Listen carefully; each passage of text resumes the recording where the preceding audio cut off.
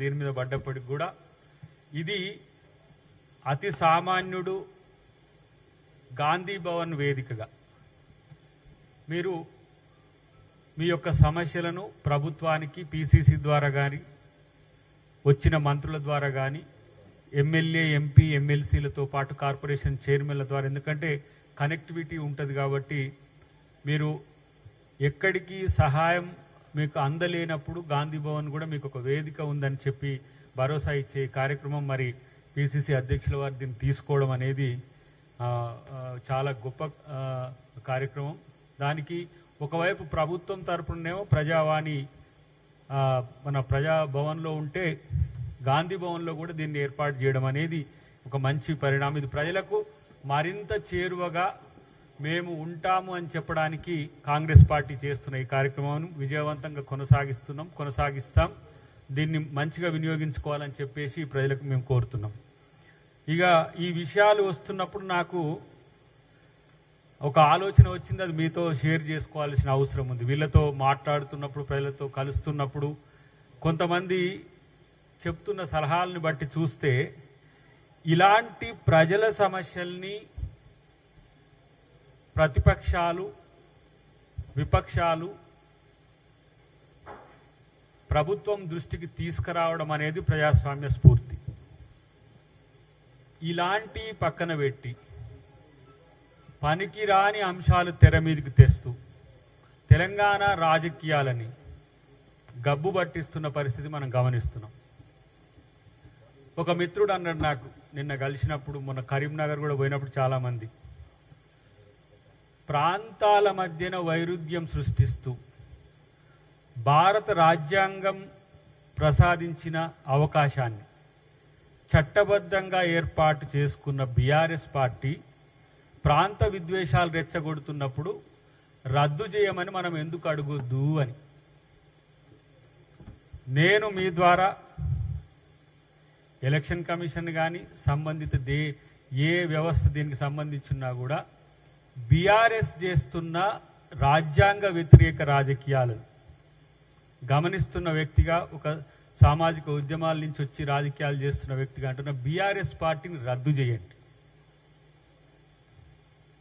ఇప్పుడు మీరు ముందున్న దాంట్లో చాలామంది ఆంధ్ర మూలాలున్న మీడియానే ఉంది. మిమ్మల్నే వాడుకొని మిమ్మల్నే తిడుతూ ఈరోజు చేస్తున్న వాళ్ళకి ఎందుకు సహకరించాలో నాకు అర్థం కావట్లేదు. మిమ్మల్ని ప్రచారం చేయడానికి, వాళ్ళ ప్రాపగండాను ప్రచారం చేసుకోవడానికి ఆంధ్ర మీడియా కావాలి. మళ్ళీ తెలంగాణ సెంటిమెంట్ రెచ్చగొడుతూ ఇలా తెలంగాణ అంటూ భారత రాష్ట్ర సమితిని పేరు పెట్టుకొని వాళ్ళు తెలంగాణ అనే పదాన్ని ఎందుకు వాళ్ళ పార్టీ నుంచి తీసేసినరో తెలియకుండా మళ్ళా ఆంధ్ర తెలంగాణ సెంటిమెంట్ రగిలిస్తూ చేసేవాళ్ళు ఈ రాష్ట్ర రాజకీయాల్లో అవసరమా? నేను ఇది ఎందుకు ప్రత్యేకంగా చెప్తున్నా అంటే, మీరే లైవ్లు పెడతారు, మీరే ప్రాపగండాకు ఉపయోగపడతారు, మీరే వాళ్ళు చెప్పిన అబద్ధాలను మొత్తం ప్రచారం చేస్తారు, మిమ్మల్నే వాళ్ళు ఆంధ్ర అని చెప్పి ఇలా గో బ్యాక్ అని చెప్తున్న పరిస్థితిలో మరి వీళ్ళు అవసరమా ఈ రాష్ట్రానికి? ఏముంది కేసీఆర్తో?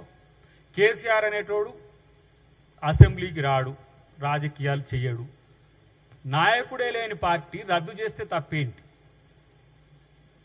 పోనీ వాళ్ళ కుటుంబంలో ఇంకొకరినన్నా నాయకుడు చేసే దమ్ముందా అంటే అది లేదు. బావకిస్తే బామ్మార్దికి పంచాది, బామ్మార్ది బొమ్మ పెట్టిండని బావాలుగుడు, బావబామార్దు లేనా నేను లేనా అని చెప్పేసి బిడ్డ ఇప్పటికి ఏ పార్టీ తెలియదు, బీఆర్ఎస్ నుంచి ఉందో బీఆర్ఎస్ ఏతరంగా ఉందో తెలియదు. వాళ్ళ అంతర్గత కుమ్ములాటల్లో వాళ్ళ వల్ల రాష్ట్రంలో అశాంతి వస్తున్నది. ఫస్ట్ మీ కుటుంబ సమస్య పరిష్కరించుకోలేని దద్దమ్మలు మీరు రాష్ట్ర ప్రజల సమస్యలు ఏం పరిష్కరిస్తారా బాబు? ఇక కేటీఆర్ ఇష్టం వచ్చినట్టు రెచ్చిపోతా ఉన్నాడు బూతుల లెవెల్లో. చదువుకున్నాము మేము ఇట్లా అట్లా అని చెప్పేసి ఓ పెద్ద గఫాలు కొడుతూ ఉంటారు.